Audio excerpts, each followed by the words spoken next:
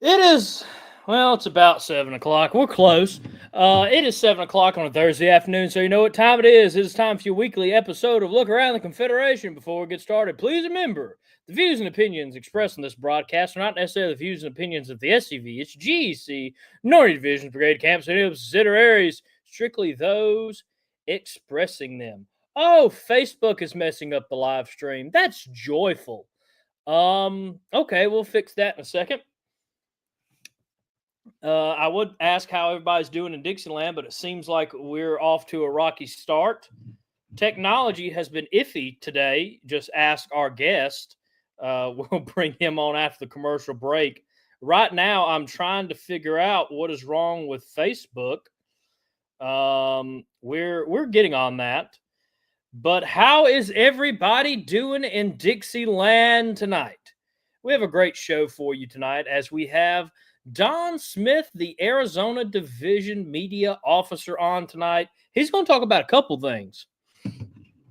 The one I'm probably most interested in is the naming commission, what he's going to talk about on the naming commission. I got a couple links from Mr. Smith, and we're going to be diving into that in the second half of the show. So, a bit different of a state of the division update.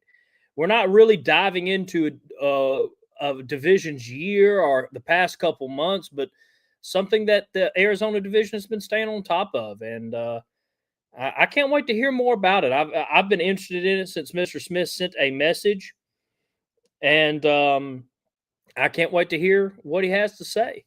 But hopefully, it looks like people are starting to come in on Facebook now. I haven't even fixed it yet, so maybe that's a good sign. You people in the Facebook world, let me know how the stream's coming through on your end. For some reason, it is coming out as a reel or a short for those unfamiliar.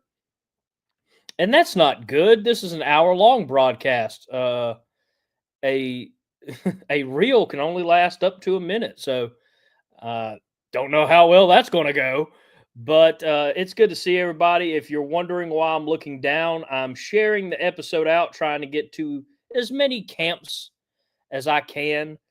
Speaking of which, if you are in a couple SCV groups, please help us out and share. Any heritage friendly or history friendly groups, please make sure to share us out there. That really helps us out. As I said, we got some great topics tonight I'm interested in.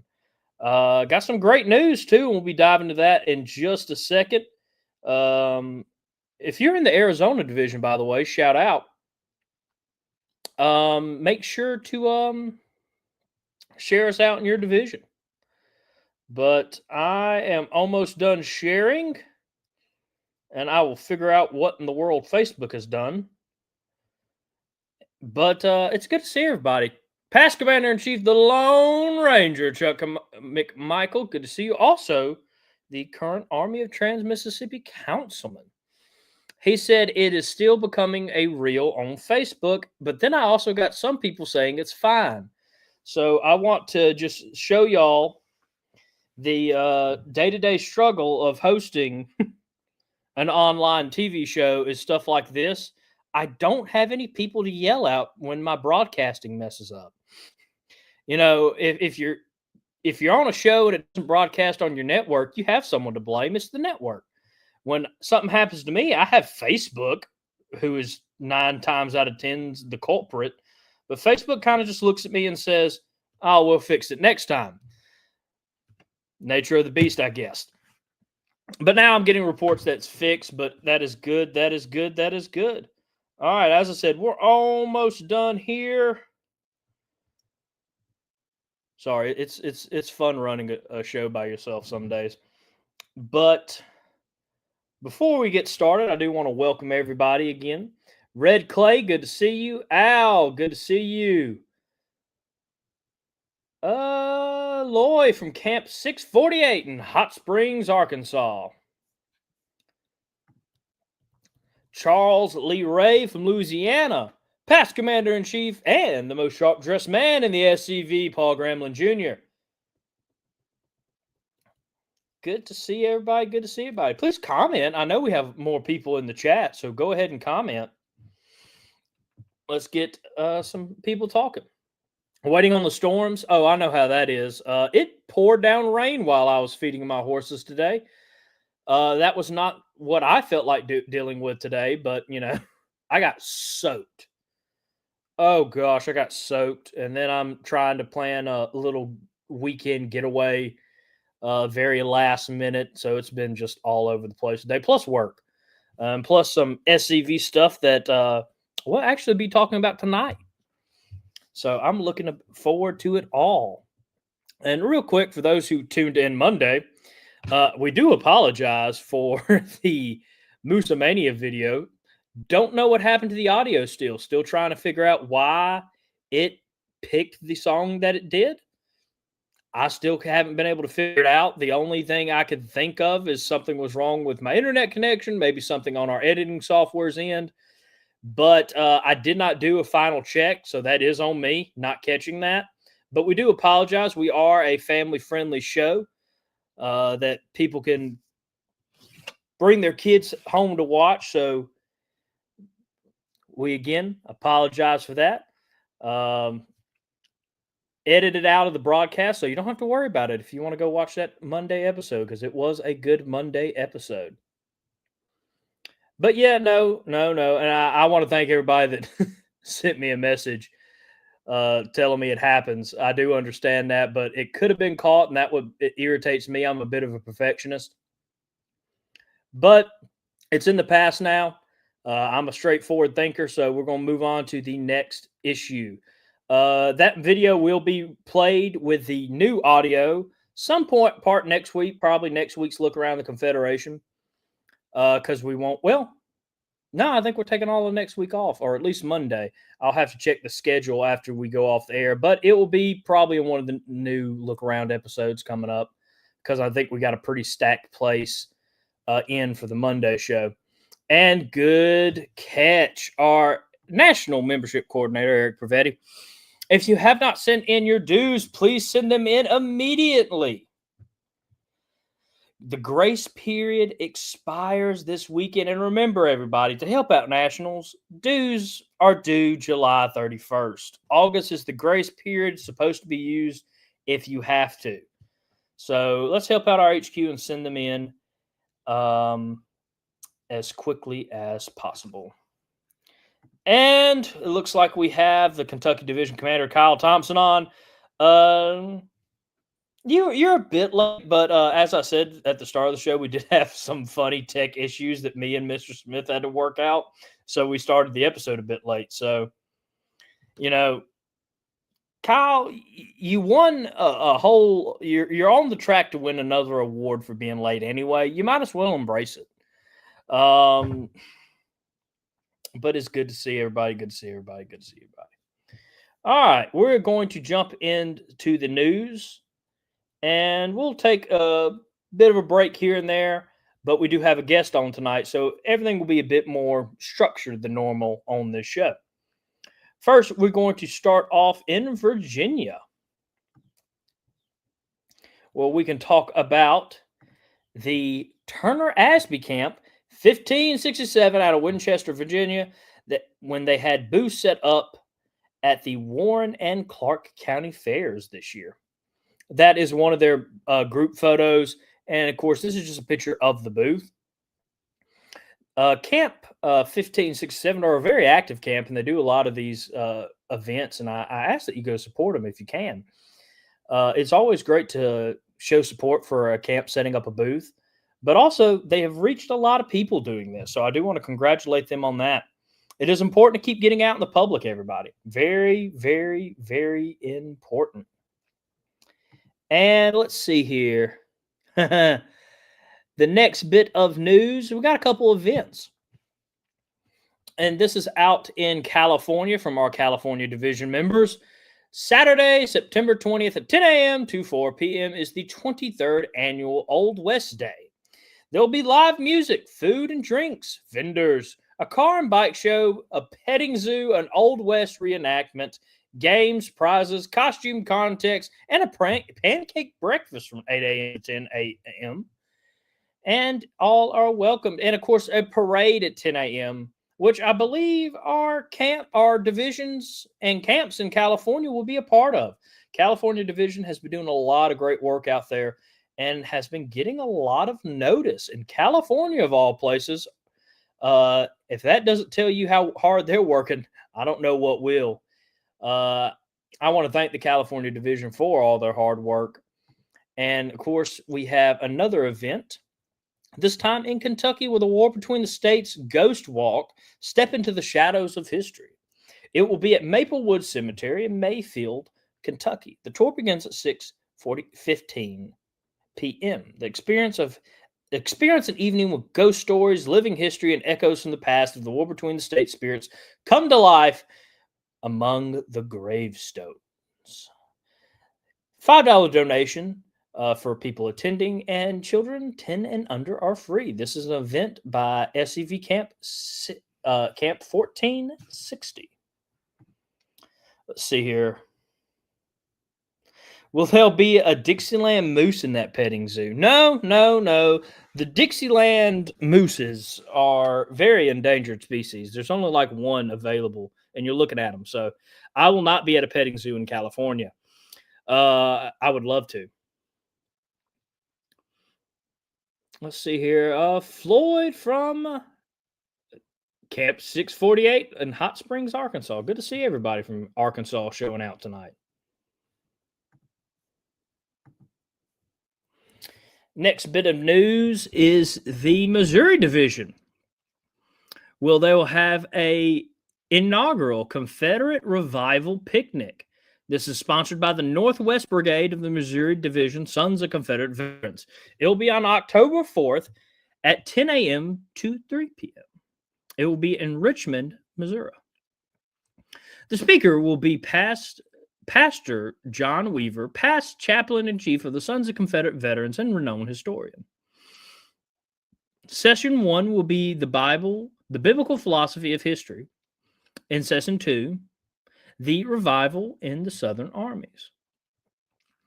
A Southern fashion picnic lunch will also be provided free of charge. You are encouraged to bring your Bible. No vendors will be allowed at this time, as this is the time to come and listen to the gospel. That is an event I'm truly interested to see how it goes. If I could find my way to Missouri, I definitely would go to that. That is just an awesome thing that brigade is doing. Congratulations. Am I saying Missouri wrong? I wouldn't be shocked.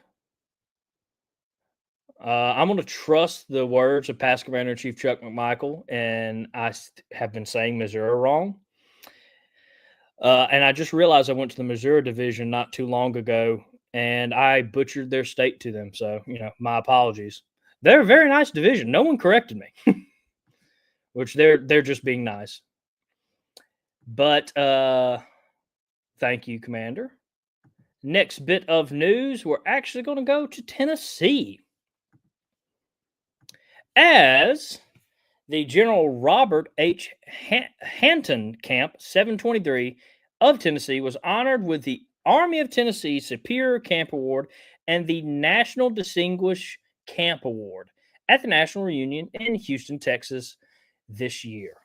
So congratulations to Camp 723 on your awards. And our next bit of news, we're actually going to continue bringing notice to the camps that have worked hard to win some awards. As we go to Texas now, with the W.W. Hartsteel Camp 314 out of Marshall, Texas, as they were awarded the Army of Trans-Mississippi Outstanding Camp Award at the 130th Annual SCV Reunion held in Houston, Texas. And real quick, let me pull up some of the thing. In the picture is the Hartsteel Camp Commander, Commander Rob, with past Commander-in-Chief Paul Gramblin Jr. So congratulations. There's actually a couple pictures from the camp, and I do want to show them all off. This is, of course, Hartsteel Camp Commander Rob with Commander-in-Chief Donnie Kennedy with the award. And this one, y'all got me. I will admit, y'all got me. This is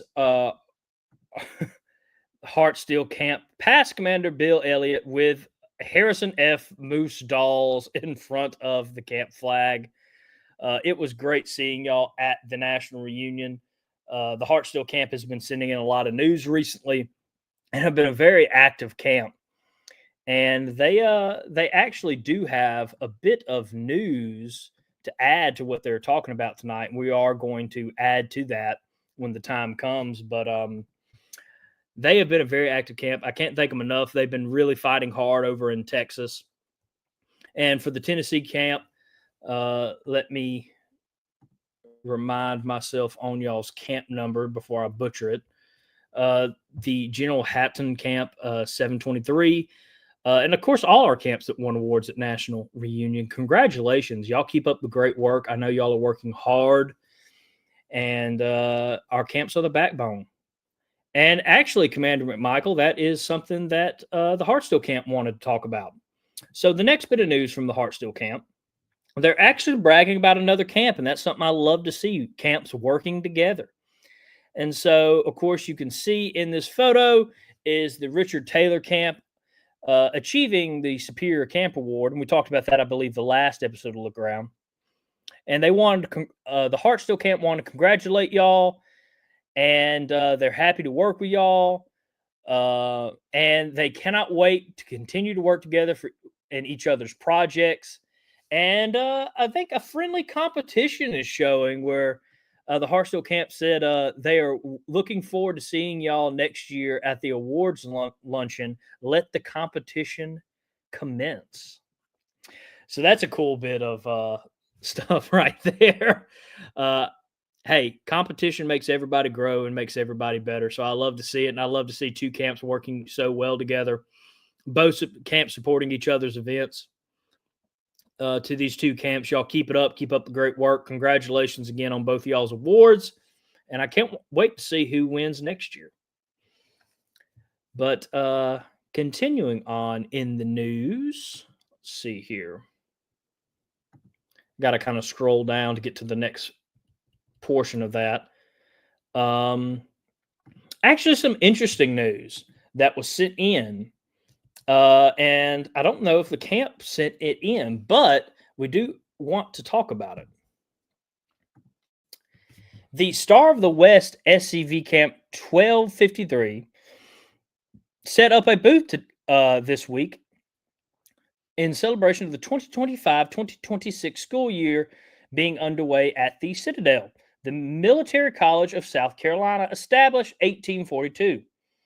The Star of the West SCV Camp 1253 hosted a very busy table here, joined set up by a visiting member of the faculty at tonight's club fair. This event allowed new cadets to see the various organizations available to them at the Citadel. We look forward to another active year of honoring our ancestors and studying their history. And talk about a cool moment. A college, a military college, letting the Sons of Confederate Veterans set up a booth. First off, I want to give a big congratulations to the Star of the West Camp 1253. That is a massive accomplishment. Congratulations, gentlemen. Thank y'all for continuing to defend the Confederate soldier and keep up that work at the Citadel. Y'all are doing great work working with the Citadel. I want to encourage all camps to try to follow in this camp's footsteps. Again, great work, magnificent. That should be some big news right there. I mean, again, look at that. The future in South Carolina getting to see the Sons of Confederate Veterans. And a faculty member walking over. I remember when I was at a certain university in northern Mississippi, I told someone I was a member of the SCV. I was treated all of a sudden like I had the plague. So congratulations to that camp. Keep up the great work. And I do want to point something out. They have their email on there. They have a Facebook. They have a group me. They have a QR code. Social media. It's a massive tool in the toolbox, as past Commander-in-Chief Jason Boshiers would say. That is a big deal in order to get that younger crowd in. So I want to congratulate them on doing all that in a group me. I was a part of a lot of group me's in college. That is like one of the ways a lot of student organizations communicate. So that's a good way to get involved with the students. Congratulations, smart thinking. Y'all keep up the great work, and I'd love to bring y'all on to talk about it more. If anybody knows a contact at the Star of the West camp, please let them know about the show and that they made it on the show, and we'd love to have them on to talk about it more. Massive, massive accomplishment. But our last bit of news before we take a quick commercial break and bring on our guest is actually from the Alabama division and the Admiral Sims Camp 11, as they are inviting you to the Admiral Sims Monument dedication September 27th at 2 p.m. at Fort. You know, there's sometimes on this show that I just have to take the L and know that I'm just not going to be able to say anything other than a butchering of that pronunciation. So we're just going to say the Confederate Memorial Park at 120 Spanish Main Spanish Fort, Alabama. I'll get it out eventually. Parking will be at the Piggly Wiggly. Shuttles start arriving at 12:30. Please bring a camping chair as seating will not be provided. Ushers will direct audiences to a viewing area. Now, for those who don't know, the last time the National Reunion was in Mobile, I did take a picture at the Admiral Sims Monument and was just heartbroken when they decided to remove the statue. And the Camp 11 has been working very hard to get this, and I'm just going to keep this picture up because you see the monument in the right bottom corner, has been working hard to get this done. I want to congratulate them on making sure that Admiral Sims is remembered forever and honored. Congratulations, gentlemen. And I believe it's actually on the original pedestal that the monument sat on. And it is the statue is an exact recreation of the monument that was already up. So that is some just great work by the Admiral Sims Camp 11 in Alabama. Thank y'all so much for the hard work y'all did on this.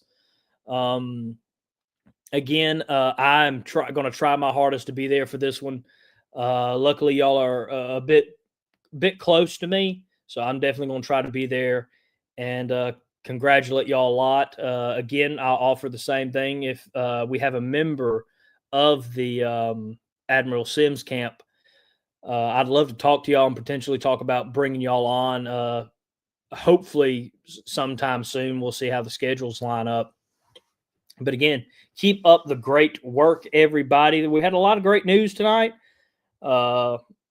Victor says, I sent in a story for Camp 741. Send it again, Victor, because it is not I have my email popped up right now, and I do not see anything. So double check where you sent it to, and I'll make sure it is on the next episode of Look Around the Confederation. I mean, I'm all the way back in July, and I don't see it. I can check spam real quick. No. Apparently, I have $75 waiting for me in my spam. I'm sure that's a scam. I'd love $75, though, if it's not a spam. But yeah, no, Victor, if you could send that again, please. It's not in our email, scyouthoutreach@gmail.com. All right, everybody.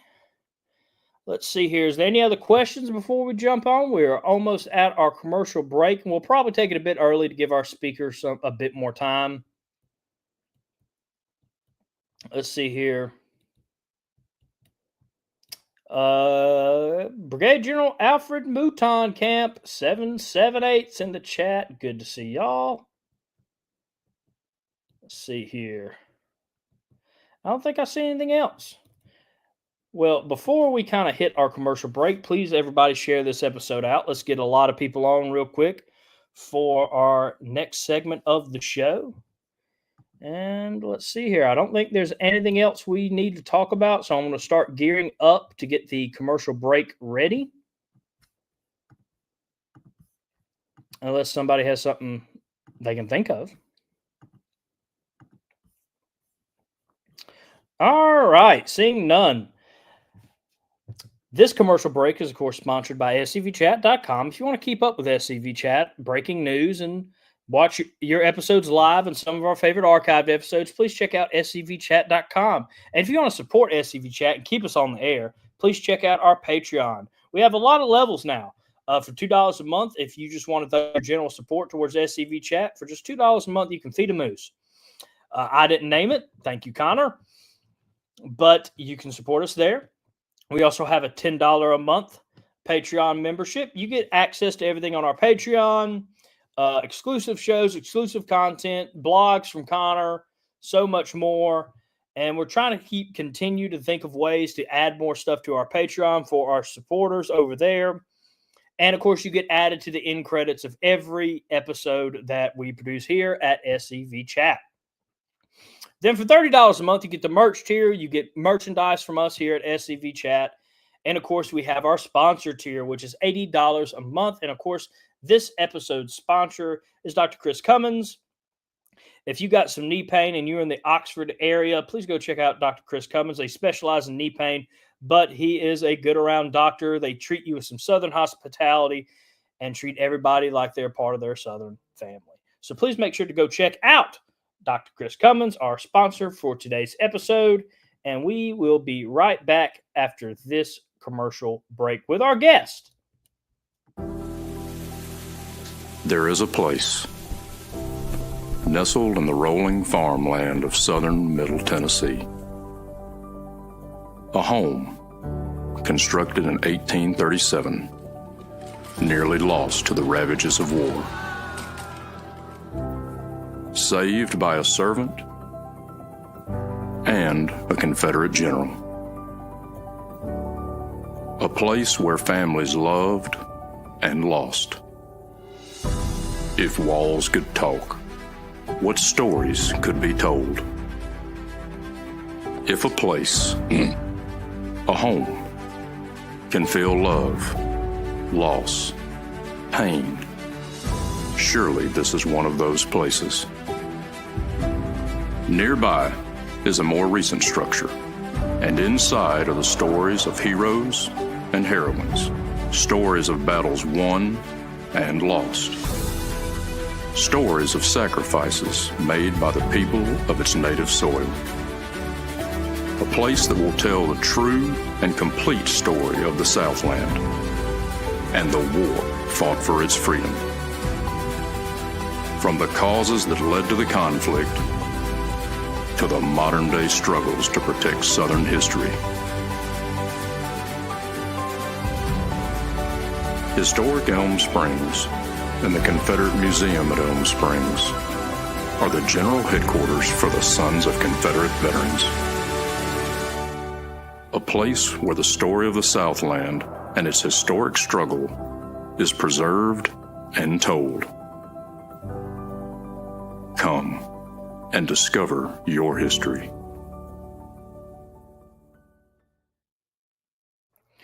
All right, everybody, welcome back. And we'll have to explain the situation before we get started. But I'm joined by Arizona Division Media Officer Don Smith. And for those wondering why Mr. Smith is on the screen twice, it is because before the show went live, we had a slight hiccup with his audio. It wasn't coming through the StreamYard service we use for some reason. Everything looked fine on my end. Everything looked fine on his end. We couldn't figure it out. And as the expression goes, it was game time. We had less than a minute before the show needed to go live. And so we kind of just made a call that Mr. Don is going to be looking at y'all on his computer, but his audio will be coming through his phone. That's why there's two Dons on our screen, if you will. But Mr. Smith, it is good to have you on the show. Can y'all hear me? Yes, sir. Make sure you mute your computer. Can you still hear me through your phone? All right. How's that? Perfect. Okay. Wonderful. Yes. Thanks for the opportunity to be here. Yes, sir. We're happy to have y'all on. And as I kind of tell everybody, I'm going to let you kind of explain what you came on here to talk about tonight. Some of the things, as I told you earlier, some of your links wouldn't load up, but I will be working behind the scenes to edit them and make sure they can get on the screen and in the chat while you're talking. So I'll bring them up as we go along. But I do have your division's email and, of course, the website. But without any further ado, it's your show, Mr. Smith. Well, thanks for the opportunity to be on. What the Arizona division is doing, especially over the next month or so, is we are trying to pressure our members of Congress to fix some of the problems that were created by the Naming Commission. And I'm sure everybody's familiar with what the Naming Commission is all about.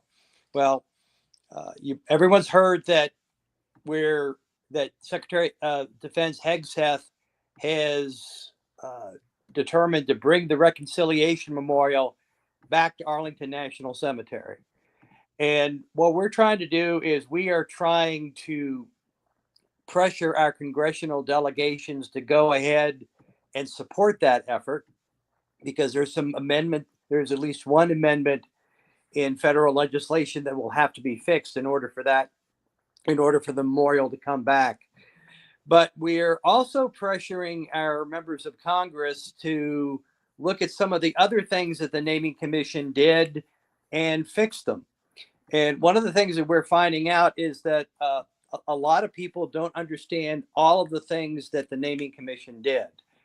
If you go by the Naming Commission, you think that it was set up to come up with names for Army bases that used to be named for Confederates. Well, as we know, that commission did a lot more than that. And not only were its recommendations sweeping, but let me just talk about some of the things that people don't know that the Naming Commission did. Again, a lot of people know that the Naming Commission caused base names to change. But for example, it caused major changes to the statuary up at the U.S. Military Academy, West Point.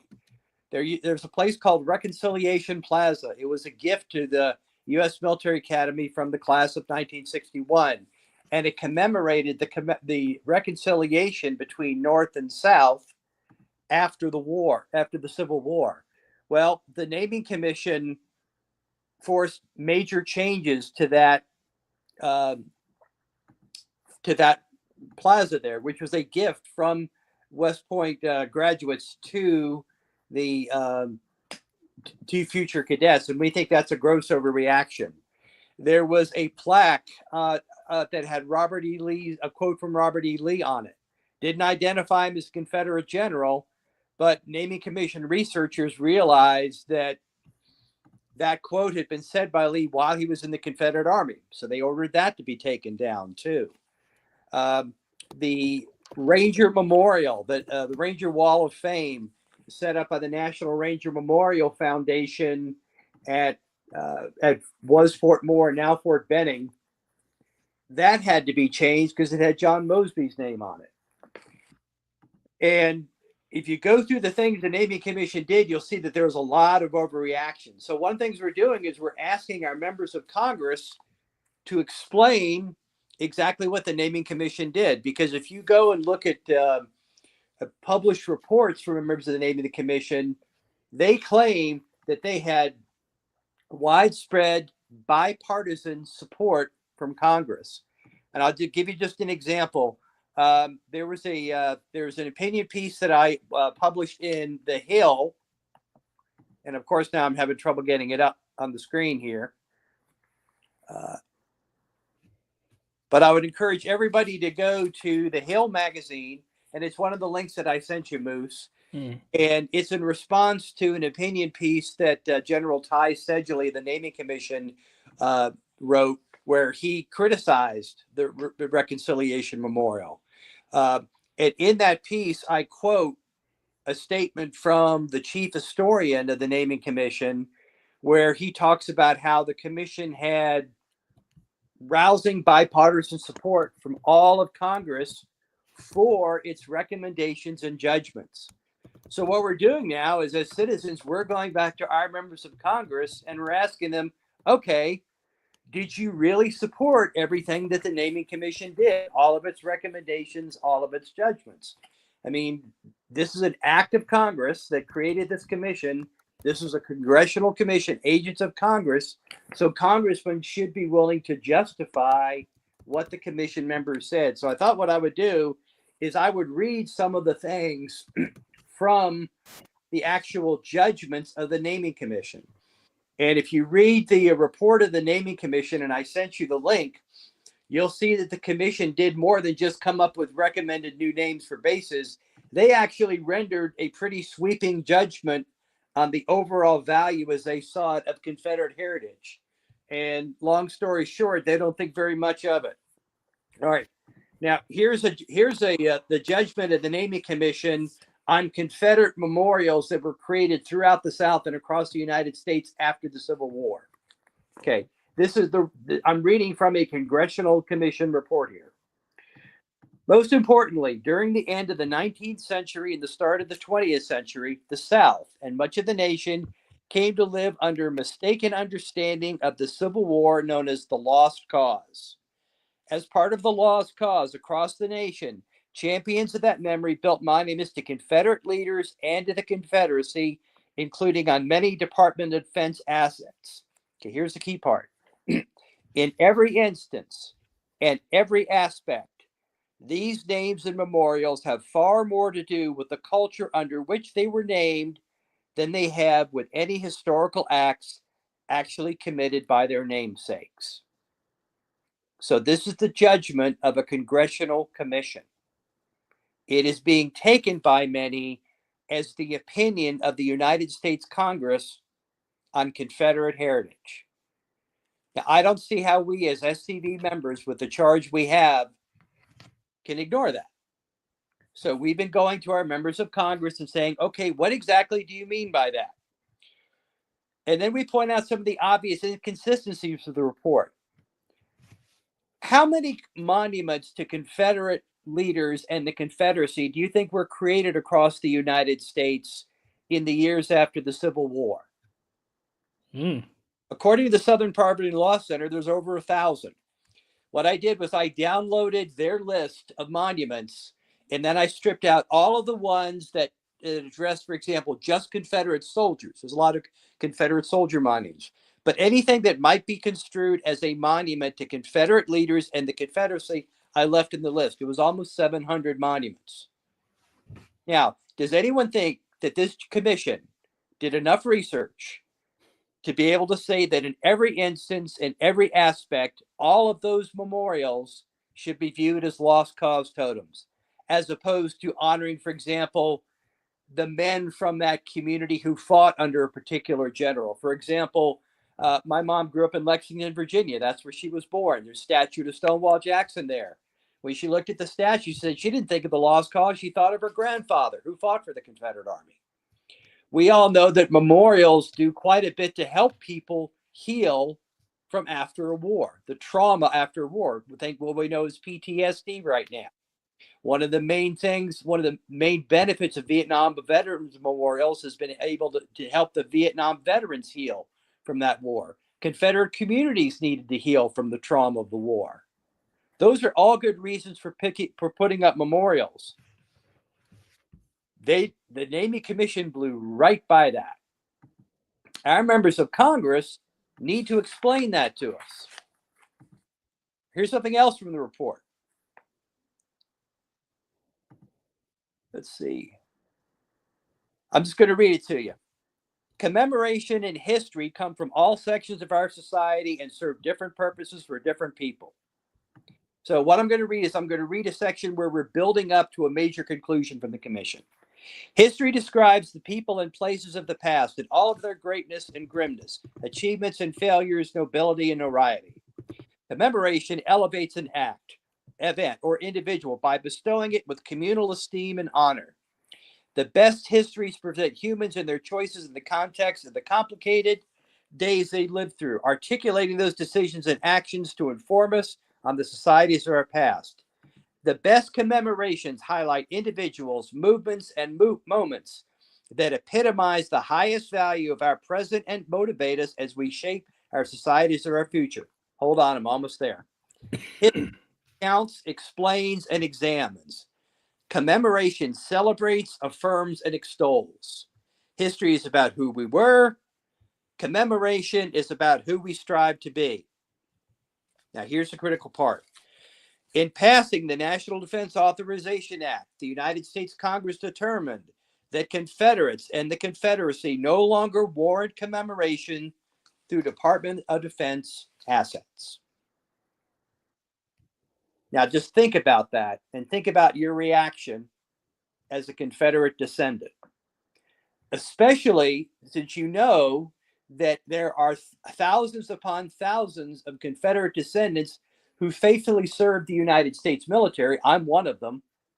And for them, the Department of Defense is an important institution. To say that the Department of Defense now no longer feels that our ancestors warrant commemoration, those are fighting words. Those are words you don't just throw out there and walk away from. If essentially what this means is Congress is saying that the Department of Defense has determined that there are no Confederates who warrant commemoration. They're none that deserve to be celebrated, affirmed, and extolled by the Department of Defense. That's unacceptable. Congress needs to own that. So what we've been doing is we have been going to members of Congress and asking them to comment on this, to answer our questions. And what I would encourage y'all to do the same thing. I would encourage every camp to go to your congressman and ask them to explain what the naming commission meant. The preface for the naming commission report is only 3 pages long. It's easy to download. It doesn't take very long to read the report. I'm of the impression that these naming commissioners felt that nobody was going to question them at all on what they did. Now they need to answer our questions, because one of the important things about Americans is that we expect our elected representatives to explain their actions. It goes back to Valley Forge when Baron von Steuben, the Prussian general, gave orders to the Minutemen freezing in the snow at Valley Forge, and they wanted explanations for the orders because they weren't drones from a European army. They were Americans. They deserved an explanation. So one thing I would encourage y'all to do is to contact your members of Congress and ask them to explain all the various things that the naming commission did. So one of the things we have been doing is in the Arizona division, we're reaching out to members of Congress. We have challenged one of our members of Congress, Congressman David Schweikert, to a Lincoln Douglas debate on the naming commission. He was in Congress during the time that the commission was doing its work. And as far as I can tell, he is the only member of Congress that was in Congress while from Arizona. So he should be able to talk for the commission. So we have challenged him to come out and debate publicly. Another thing we're doing is we are starting to reach out to the local population and explaining to them what the naming commission did. So what I would encourage y'all to do is Moose has got the links to the documents that I sent him. I'm pretty sure he's going to post those. I would also encourage you to go to the Hill website. The Hill is an online magazine focused for Congress. You can Google my opinion piece. My name is Donald Smith, and the title is "Hegseth is Right to Restore the Reconciliation Memorial." If you Google it, the article will come up. It's got links to the Naming Commission report. It also has links to a video that the Naming Commission members did in February of last year. No, I'm sorry. No, beginning of this year, February this year. No, sorry, February 2024, where the Naming Commission members basically talked about their view as to how Congress is accepting them and supporting them. I would ask your Congress members to look at that video and then have them explain to you why all of this was necessary. Moose, at this point, what questions do you have for me? I could talk to you about our Battle Streamer initiative, if you'd like. So, yes, sir, that can be what you talk about next. But real quick, I wanted to let everybody know about these links. The links are in the chat, and they've been posted on Facebook. One post form in its entirety. It's our most recent post. So you can go to our Facebook page and read all these links. But yes, sir, I want to hear about the battle streamers next. I don't know. I don't have any questions at this time on that. I don't see any questions from the chat other than people just rightfully so angry at this situation. And I don't know what to tell you if it doesn't make your blood boil that your congressman sat by and let this happen. Yeah, let me tell you what happened when I went to my congressman. Mm-hmm. My congressman is Congressman Juan Ciscomani of Tucson, Republican. And he was a freshman when the Naming Commission first went into operation. So I went to his staff and I said, look, I know that you're brand new in Congress and you had nothing to do with this. So we're not holding this against you at all. You weren't in Congress when this happened. However, you're our congressman. And so you should be able to get information for us on why the Naming Commission went as far as it did, why Congress allowed it to go as far as it did. And I specifically told him that he should go to Congressman Austin Scott of Georgia. Congressman Austin Scott of Georgia, Republican, was a member of the Naming Commission. Matter of fact, if you look at all the members of the Naming Commission, he is the one that you would at least assume would be most sympathetic to Southern heritage. Well, Congressman Scott refused to answer any of my questions, just stonewall me. He and his staff did. So I said, okay, fine. So I went to my Congressman Ciscomani. I said, look, the answers that to the questions I'm asking, I gave him a long list of questions. All of these questions can be answered by Congressman Scott. And I know you're busy, but I'd like to get together with you in a few months. Okay. So December, I got together, went to his office, sat down with one of the staffers in Tucson and another one dialed in from DC. And guess what I got? What'd you get? Nothing. Now, it would have been one thing if they said, okay, here's what Congressman Scott said to us. You can read it. Or we talked with Congressman Scott and we agree with him. We think the reconciliation memorial could come down. Confederate heritage is bad. I mean, he can have that opinion if he wants. But what they did was they stonewalled. They didn't give me any specific information. Like I'd given him a list of questions for Congressman Scott to answer. I could see that staffer had the list of questions with him. He didn't mention it. And after about 30 minutes of them just stonewalling, I left. And that's unacceptable. Because if you're a citizen and you go to Congress and you ask them a question on what Congress did, and you know Congress has the answer, they're obligated to give it to you. And they didn't. And I can tell you, we have other people that are reaching out to members of Congress from southern states, and they are dodging these questions. For example, Congressman Ben Cline of Virginia. His district basically represents the Stonewall Brigade area. There is somebody who's been trying to get Congressman Cline to answer questions, these specific questions on the Naming Commission, for months. And his staff is stonewalling him. Now, you would expect the congressman who represents the Stonewall Brigade area to have detailed knowledge of this issue. And it's one thing if these congressmen were to say, listen, we've talked about it and we think it's time to the U.S. government has nothing to deal with Confederate heritage. That would be, that would be an honorable position. I would disagree with it, but it's not okay to take no position.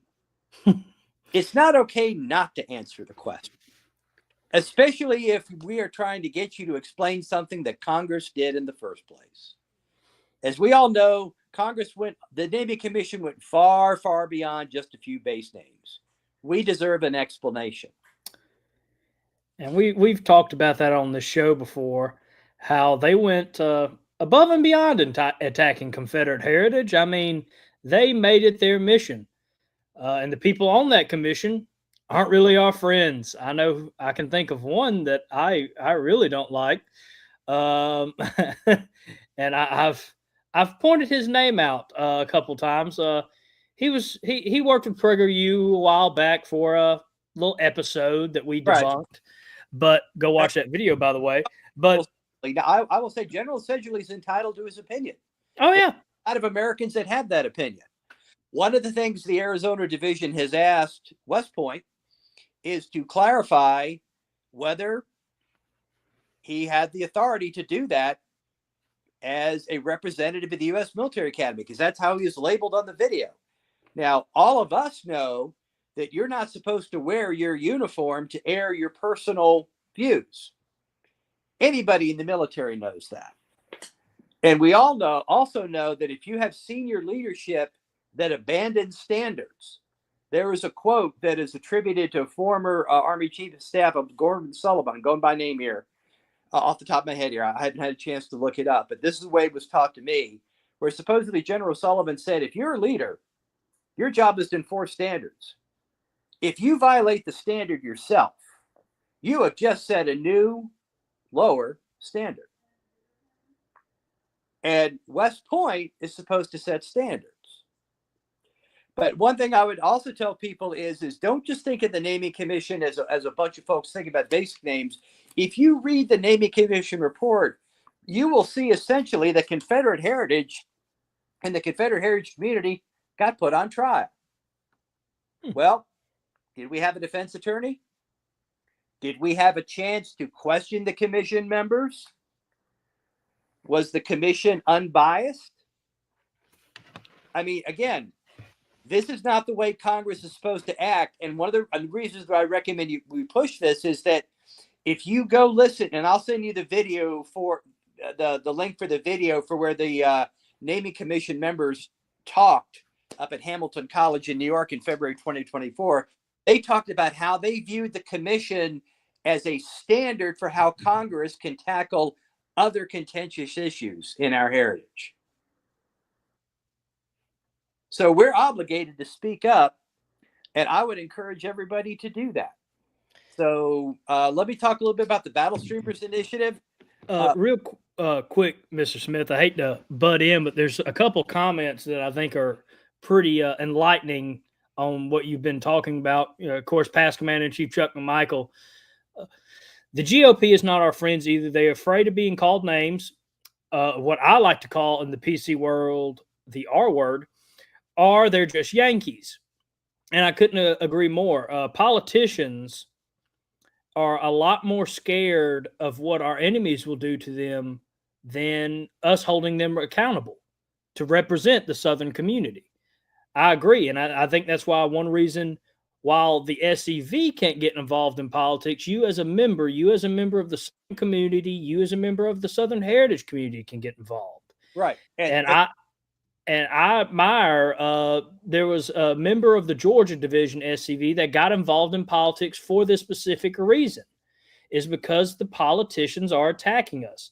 And there's a couple other people, they're carpetbaggers.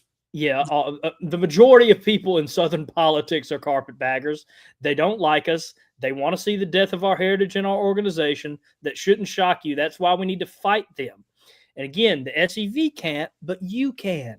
So like that Georgia member did, get involved. And something else, Todd from California, This is why we're working on building supports in our community so they will welcome the SCV, so that when the next attack comes around, they will remember that Southern soldiers aren't the demons that we're called, are the people that try to honor our ancestors or demons, because they put us both in that category. And I couldn't agree more with all these comments. You're exactly right. They are calling us demons. They're calling our ancestors demons. That's why we need to get into our communities. Getting involved in the communities will mean when those attacks come, we're safe because we've been involved in our community. They know who the real SCV is, not what our enemies say we are. And then that means we can teach them about our ancestors, about our flags, about our history in general. And then that can spill over into the politicians and the powerful business elite that make these decisions that attack us. We have to get started. It's a chain effect, if you will. Yeah, Now I agree more. And one of the things we've done is we've come up with a list of talking points that we encourage our members to use when they go out and talk to locals. For example, we say, let's be honest. If you had lived back in the South in 1861, wouldn't you have had a lot of the attitudes that people had back then? Yeah, because people back then thought differently. They had different opinions, they had different beliefs, they had different challenges in life. And one of the things that we've tried to do to try to put pressure on our members of Congress is we know we're not going to get necessarily change their minds. And frankly, many of the ones we've talked to, they say behind the scenes they agree with us, but they're just concerned with saying it publicly. They're scared. And there's something to that, because the media is very skeptical, if not disrespectful, to Confederate heritage. But what I like to remind folks about is that sometimes I don't think we realize the power that we have. If you look at the areas where there's large numbers of Confederate descendants, many of those people are the ones that politicians count on voting, coming out and voting for them in elections, especially in close elections. For example, Glenn Youngkin won the election for Virginia governor because he got incredible support from the western part of the state where Confederate heritage is strong. And so if we're being practical here, politicians need their supporters to come out and vote, and they also need them to donate money. For example, in off-year elections, midterm elections, what's coming up for Congress, they're going to need to get all of their voters out there, and voters that feel that they have been disrespected may think twice about voting. They may think twice about donating. It may force a candidate to spend more money to shore up his vote. And these are practical things that politicians are aware of. So even if you don't, so what we're doing is we're not advocating any one particular candidate. What we're doing is we're going out and we're talking about how Congress in general has let us down on the Confederate heritage issue. Both parties. Yes, sir. And I kind of want to, and we'll we'll get to the streamers because I am interested in that one. Well, the link for the streamers is also in the chat, everybody. But I think you hit the nail on the coffin. We do have a decent amount of supporters, but everybody's scared. Everybody's scared. I remember when I was trying to recruit people my age into this organization. Here's what I got. I'm starting a career. I've just spent 4 years getting into debt. I need a way to pay this off. I just got married. I have my first kid coming on. I have to worry about them because of how this world reacts to our heritage. They're fully supporting of our heritage, but they're scared. And what we have to do is show them that there's nothing to be scared of. And I understand a lot of people are so passionate about our heritage, and I'm one of them, that I'm like, I don't care what they say about me. I've made the news in my college town. I was not liked after that. I understand it. I got jobs turned around for me just because I was an SCV member. I've had professors ask me to leave the classroom because I was an SCV member. I've had a lot of that stuff. But we have to show the next generation and even some of the current generation that you can't be scared of this. It's a part of you. It is literally in our DNA, and it's okay to stand up for it. And how we do that, again, I'm going to focus on Todd. is the best way to change that viewpoint is go after the people who do that voting and changing. Like you said, Mr. Smith, going out and talk to him with these questions in mind. Going out and showing the community who the SCV is. I love that. Whenever I hear of a division or camp doing that, I wish I could go shake the hand of all the gentlemen that do it, because I honestly think that's one of our best battle tactics to win this cultural war on our heritage. So, again, you've been given a great talk so far. I've enjoyed every second of it, and I couldn't agree with you and the Arizona division more with what y'all are doing. Well, one of the other things I'm going to do is, and this weekend I'll send it to you, is I will send you the list of questions that we've sent to Congressman Klein. And we would encourage you to share these with all the camps, and anybody can take those questions and ask them of their congressman. Questions like, was it really necessary to take down the Reconciliation Memorial?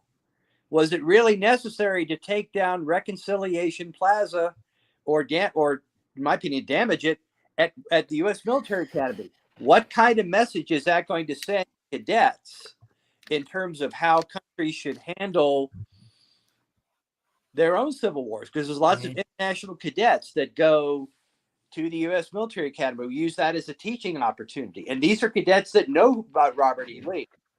And when they see him disrespected, don't be surprised if they start thinking that America really is going woke. Let me talk a little bit about the battle streamers, because that's one thing that we picked up on, because one of the big concerns about fixing things the Navy Commission did was it'll cost money. It's going to cost several $1 million to put the Reconciliation Memorial back. Obviously, I'm not disagreeing with that. The memorial's not going to install itself. I had no problem spending it to get rid of it. And if it did install itself, that means it's possessed, and I probably wouldn't want to be close to it to begin with. But the battle streamers, simply mail them back to the units and hook them back on.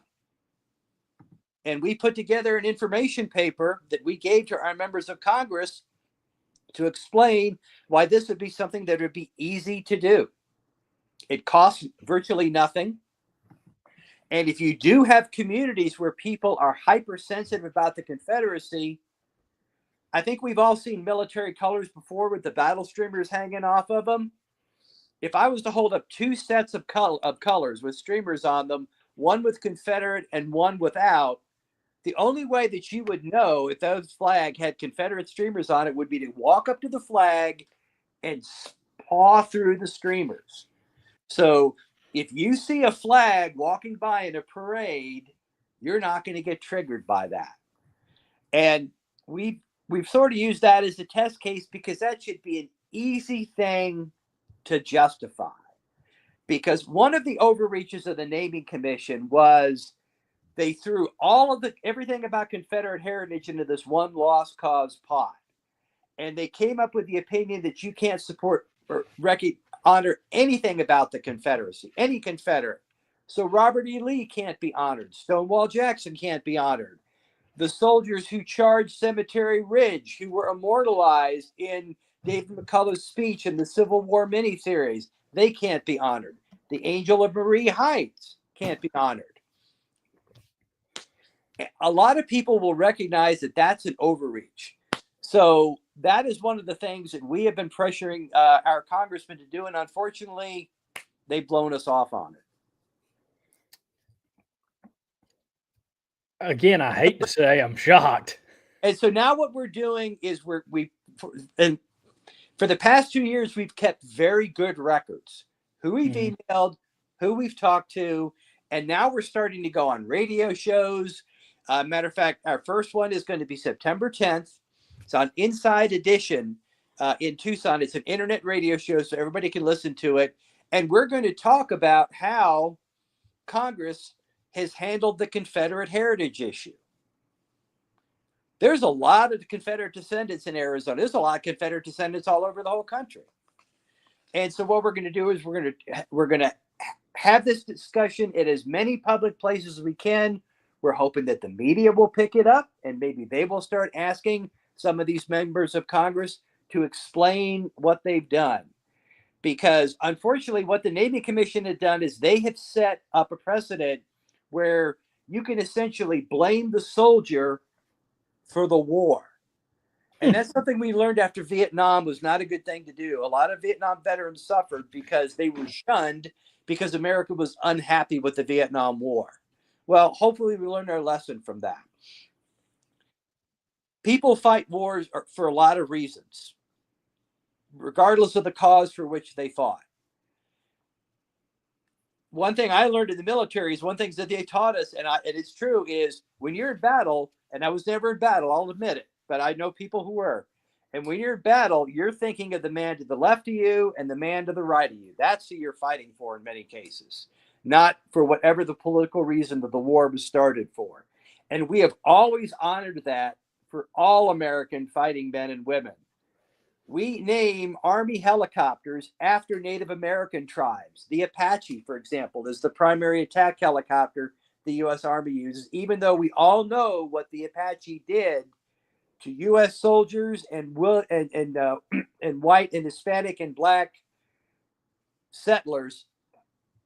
We know exactly what the Apache did, but we still honor the courage and the spirit of the Apache, because the Apache, as well as the Confederate soldier, as well as the British loyalist, are all part of the great American military tradition. It was Sons of the Union and Confederacy that stormed Normandy Beach with the 29th Infantry Division, first wave at Omaha Beach, the Blue and Gray Division. Did you know the Navy Commission considered taking that patch away? They actually thought about it. They considered it. You would think that some things are sacred, not to this group. Not to any of them anymore. They attack all of us now. And what I tell people is people are tired of it. There's a lot of people who, even though they didn't support the Confederacy, never will, they looked at what the Navy Commission did and said, this is just so wrong. And I'll give you an example. I think a lot of people have heard of a professor called Glenn Reynolds. University of Tennessee law professor. He runs a popular internet blog called Instapundit, and so he talks a lot on conservative issues. And he wrote a Substack piece where he talked about how watching the Reconciliation Memorial come down made him sad. And he actually said that it was like our politicians are playing Jenga with American heritage. They're just pulling out parts to see how long the Jenga pile stays up. And I think a lot of people look at what happened with the Naming Commission. They see all these statues coming down and they recognize that it's gone way too far. And now they're looking for some of this to be fixed. And so this is our time. This is our time to go out to the communities and say, listen, the George Floyd hysteria is over. COVID's over. Cancel culture is over. We all saw a whole bunch of overreactions a few years ago. Now that time's over. Now it's time for our leaders to step up and either fix some of these overreactions or take ownership of them. Because it's our responsibility as American citizens, the country that all of us built, Union, Confederate, Native American, Loyalist, the country that we all built, we expect our congressmen to be accountable to us. And the Naming Commission will tell you that they were an agent of Congress. Okay, so now is the time for us to go and start asking specific questions of our congressmen and demand answers.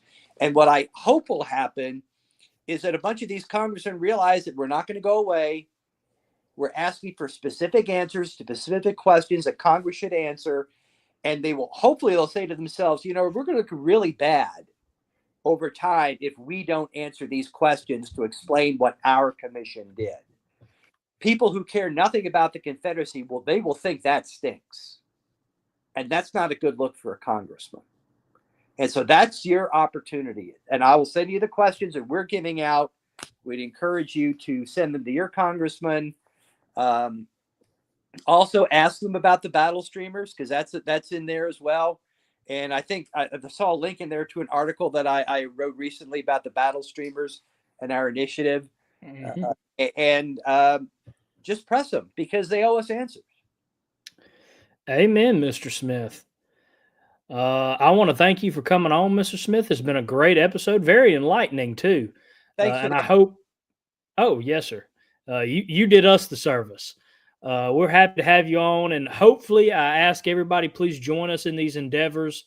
I know I'll be sending them to my congressman. Um, Real quick, I'll point to one more comment, and then we'll kind of start wrapping up the show from Charles Lee Ray about what we talked about earlier. We need to target 30 to 50-year-olds who are establishing their careers and families to join our ranks. I agree with that because in Mississippi, me and my father have started the under 40 recruitment committee. The reasoning behind that is if you can get people that are establishing their careers and their families to convince the younger men who aren't, but they're scared that there's nothing to be scared of, then you'll get also the 18 to 30-year-old range. I think it's a very important committee that we're doing here in the Mississippi Division. I'm looking forward to really getting that off the ground and cannot wait to see what we do with that. And again, it's all a change. Go ahead, sir. Okay. One of the reasons that I'm getting more involved is that I'm established in my career. So I'm pretty sure my employer is not going to cancel me. Having said that, there are lots of people out there who have those concerns. So one thing I would encourage you to do is that if your camp or your division finds somebody who has been canceled by their employer,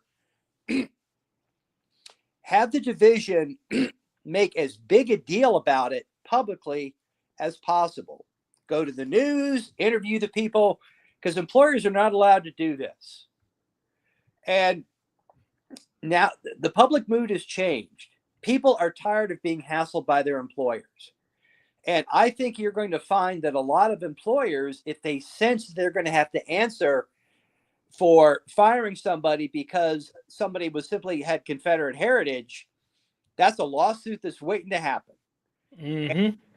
And those HR departments will understand that.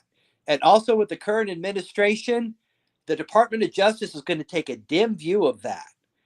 And once you get a few lawyers a few firms that are having to go through discovery and a lawsuit, as the old saying goes, the process is the punishment. The word will get out. So I understand. So for those of you that are that feel that you are professionally at risk for supporting Confederate heritage, I would encourage you not to do it publicly, but you don't have to. You can support your SCV chapter. You can vote at election time.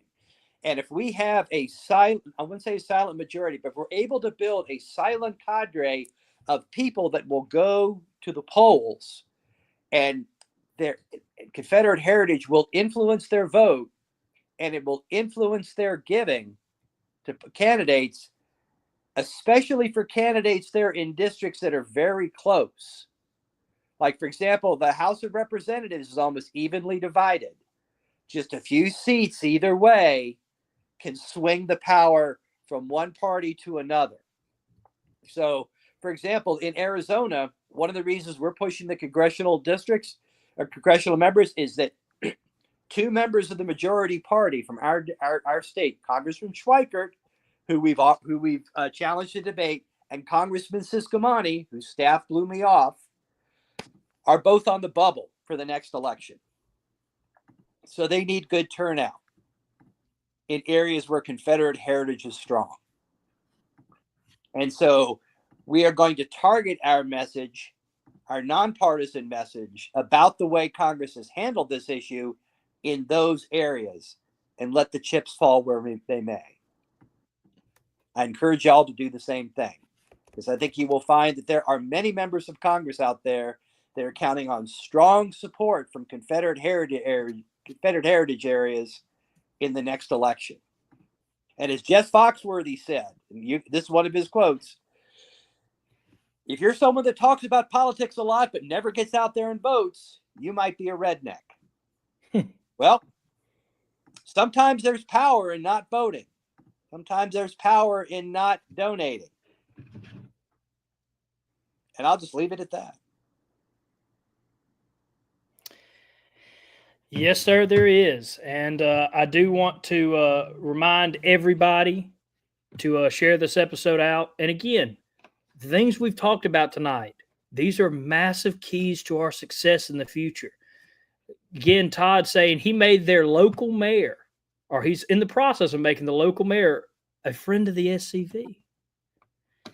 That is what we need to win, people. We have to do it. So get out to our people, show them that they don't have to be scared. And even if they are still scared, don't turn them away. There's a lot of reason that fear is there. Trust me, I've been in the college education system, and the public school education system, and the private school education system. They put that fear in you from a very early age all the way up until you're ready to go in the workforce. Don't turn them away. Add one more thing. Mm-hmm. A practical suggestion, something we all can do. Have your camp download the naming commission report, read through it, have your camp members read it. If nothing else, just the preface. It's only 3 to 4 pages. Look at the actual judgments of the commission about Confederate heritage, and then talk to your community about that. Mm-hmm. I think members of your community will be furious, and then they'll take it from there. Agreed. All right, everybody. As we wrap up this episode, please remember to send your pictures, short videos, and write-ups to scyouthoutreach@gmail.com, and you'll be featured on the upcoming episode of Look Around the Confederation. Make sure to share this episode out, and we would like to thank our Patreon members and, of course, our sponsor, Dr. Chris Cummins, MD, PLLC, for their support of this show. Thank you all for everything. And until next time, remember, everybody, to stay Southern. Good night, everybody.